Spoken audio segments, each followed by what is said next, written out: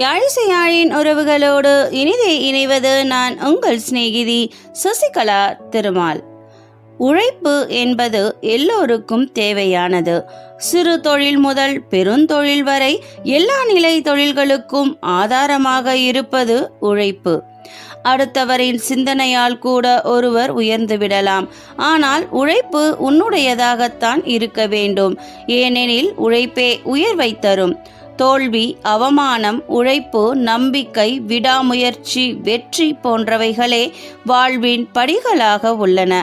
ஆக உழைப்பு என்பது எல்லோருக்கும் தேவையானது. சிறு தொழில் முதல் பெருந்தொழில் வரை எல்லா நிலை தொழில்களுக்கும் ஆதாரமாக இருப்பது உழைப்பு. இத்தகைய உழைப்பின் மகிமையை எடுத்துரைக்கும் விதமாக ஆண்டுதோறும் மே முதல் நாளை உழைப்பாளர் நாளாக நாம் கொண்டாடுகின்றோம். நாள் ஒன்றிற்கு 15 முதல் 18 மணி நேரம் வரை உழைக்க வேண்டிய கட்டாயத்தால் உலகின் பல நாடுகளில் தொழிலாளர்கள் அவதிப்பட்டு கொண்டிருந்த சமயம் அது. இதை எதிர்த்து அவ்வப்போது வேலை நிறுத்தங்களும் போராட்டங்களும் நடக்கும். குறிப்பாக இங்கிலாந்தில் நடைபெற்ற சாசன இயக்கம் இதில் பிரபலமானது. அதே போல ஆஸ்திரேலியாவில் நடைபெற்ற தொழிலாளர் போராட்டத்தில்தான் முதல் முறையாக 8 மணி நேர வேலை என்ற கோரிக்கை வைக்கப்பட்டது. இந்த வரிசையில் 1886ஆம் ஆண்டு சிகாகோவில் நடந்த தொழிலாளர் போராட்டமும் ஹேமார்க்கெட் படுகொலை சம்பவமும் தொழிலாளர் போராட்டங்களின் மைல்கற்கள்.